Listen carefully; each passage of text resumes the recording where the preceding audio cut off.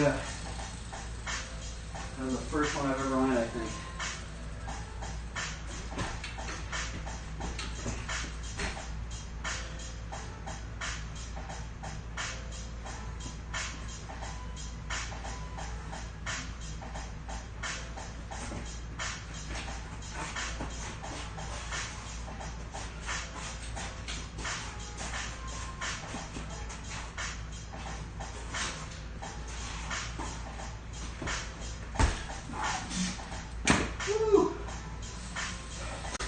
I'm so happy. Oh, greetings there again, travelers. It's been a while since we've done one of these peculiar, strange update things, but we actually got an illustration done on yesterday's stream, and this one is somewhat of a newer milestone because normally I do the single characters, and lately I've been trying to figure out how to draw characters a bit smaller so we could do multi-figural stuff or figures with a background per se. And this one was done with the first layer, which you can still see a little bit up in here. We can even make a little bit of marks up in here. We did this one with a colored pencil for the first gesture construction lines. And for the second one, we did a 0.5 with this break resistant Papermate pencil. And then we are using this Mono Zero little eraser, which lately I've also seemed kind of wasteful sometimes, but lately what I've been doing is I've been taking these scissors and we've been chopping it like this. I guess I could just do it right here to show you guys. We've been chopping it like this, and to keep a sharp edge on here, we can go in and better erase some of this stuff in here, which there is still a little bit of pencil actually up in here still, but we can clean it up, erase it. It's a little easier when it's sharper. Sometimes, yeah, just easier when it's sharper. And for the inking stage, we've used this Micron 003. Now, the thing is I've been trying to learn how to use the Micron a bit faster because I guess I could show you guys. The thing is, if you're a little slow with the Micron, right, it gives this kind of thicker line, right? But if you go fast, let's see, you can get this. It's almost like half the size, and so you can get this pen really tiny. Or you can get this pen, if you're slower, you can get it almost 3 times the size of this one.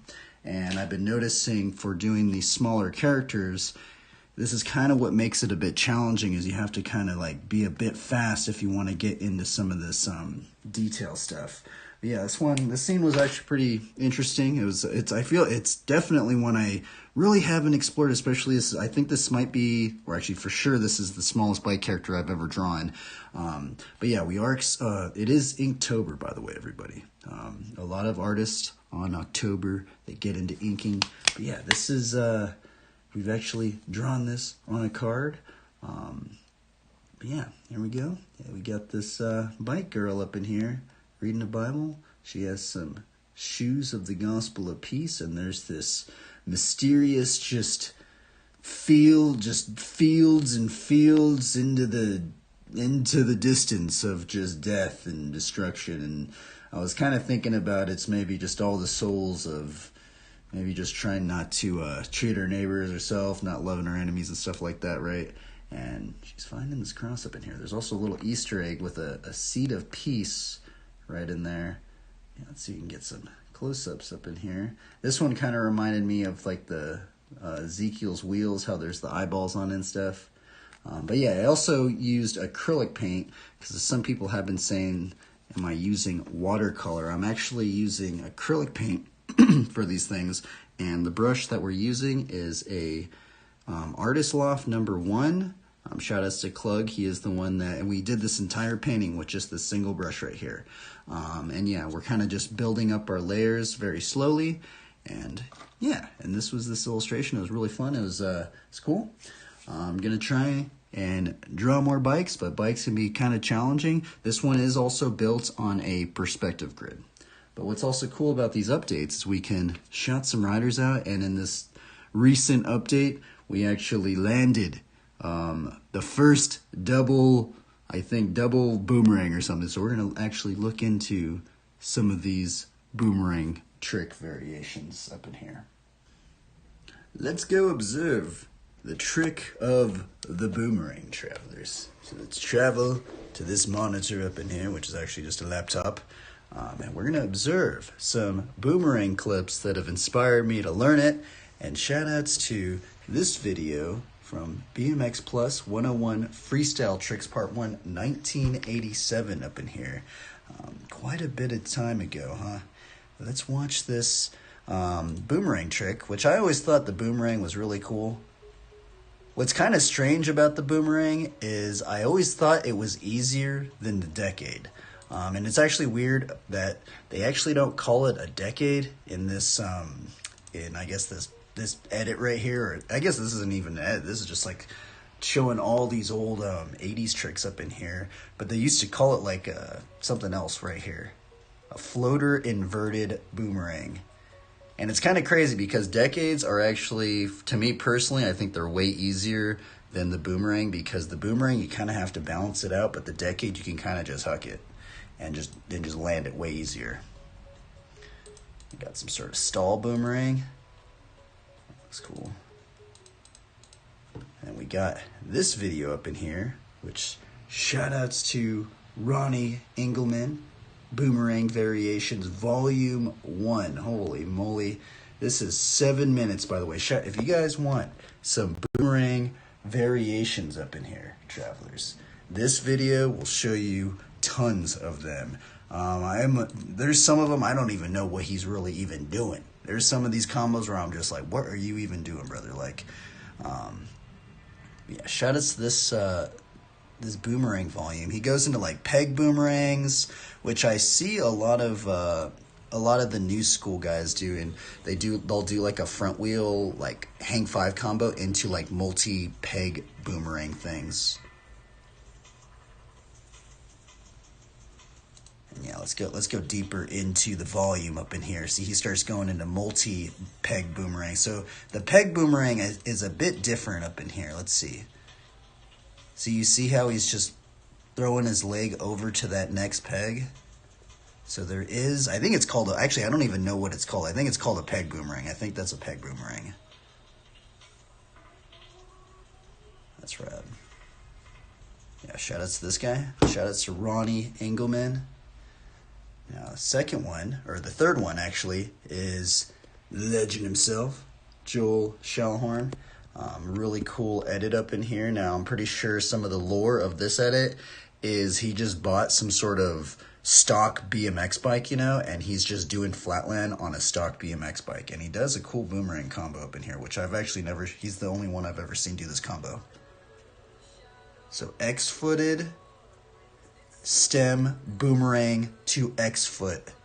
What in the world, bro? Like, I never really got into like the X-footed stuff, but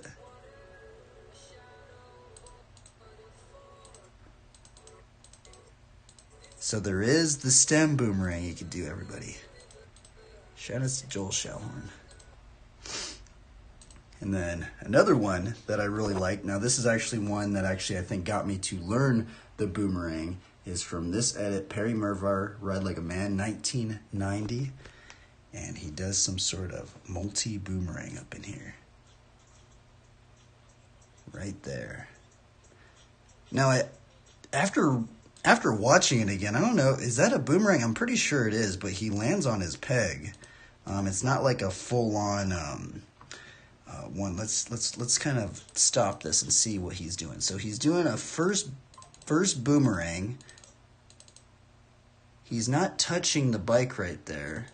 Okay, so then he goes through the frame again, and then I think the second one, look, he actually puts his foot, he lands his foot on his peg, and then like, I guess he goes from the peg and then from the frame right there, and he hit it from the frame and then does it over again. Man, interesting. That is crazy. That just looked wild, huh? This edit's really, really cool, by the way. Shout outs to Perry Mervar in this edit. And then we have another one that actually, this is the how-to that got me to learn the boomerang, which shout outs to Matthias Dandois. But also, there is the legend DMC himself, and he does I think like a quadruple something, like five, I don't know what it's called. What is it, quad? How does it go? It goes quad something and something, but he does some crazy boomerang wing glider thing up in here. What in the world, bro? It's crazy. I don't even, it's like weird because like you think that you would see a lot of people do this trick, but I have there's something, I don't know what was in the water back in the day, but dude, like this trick looks freaking crazy, bro. What in the That's freaking gnarly, man.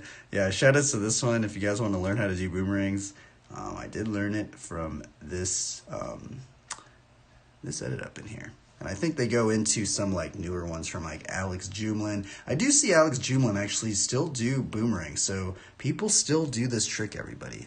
I literally think that I saw one in the recent X Games. So this one's actually a weird one. You can actually do the boomerang fakie, which I'm actually glad I like. I just randomly clicked it at the back over here, and you can see Alex Jumlin, this X Games winner guy up in here. He does a fakie double boomerang. Gnarly.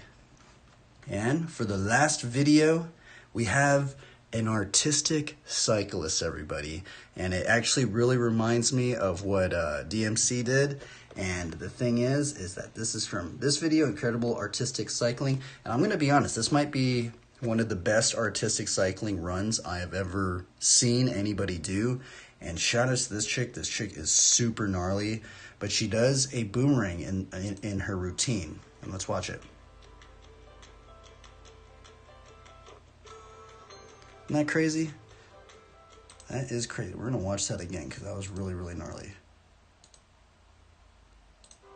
It almost seems like she does it like DMC, huh? Man, that almost just looks like a freaking Superman right there. What in the... It's crazy. And so this is the really, really hard part. Is she hitting her frame? It almost does seem like she's putting her foot on her frame right there, huh? Maybe not. Oh, I think maybe she is. I don't know. What do you guys think? No, she's not. I don't think she is, huh? Interesting.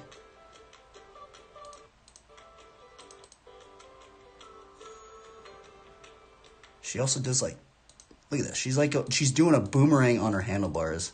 I'm actually surprised. Have you guys ever seen anybody do that on a BMX bike? What is this chick on?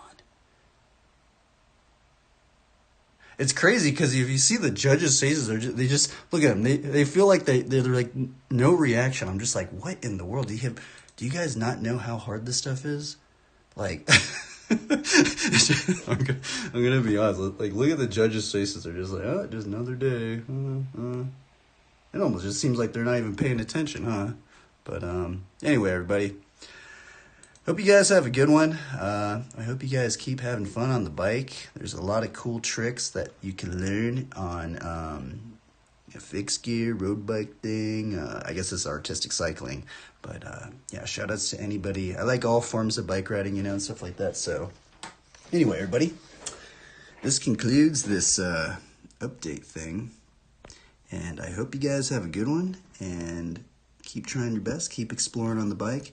And also, if you guys have any tips on how to do the multiple boomerang, you guys should make a how-to, because it seems like from the ones that we've seen, there's a lot of variations to the multiple boomerang. Now, the one I have not been able to learn is actually how to do the boomerang where you don't touch the frame, you don't touch the tire. It's like the, what's it called? I think DMC called it like the hang glider boomerang or something like that, where it's the no-touch multi-boomerang. If anybody knows how to do that, you guys should make a how-to on it. Here's another thing I've actually learned about the boomerang, because I've been experimenting with tire sizes lately, right? Tire sizes, and I've been noticing if I'm running a skinnier tire, it makes the boomerang faster, and I can do multi-boomerangs easier if I'm running a smaller tire. But anyway, everybody, hope you guys have a good one. Glory be to God. Peace out, everybody.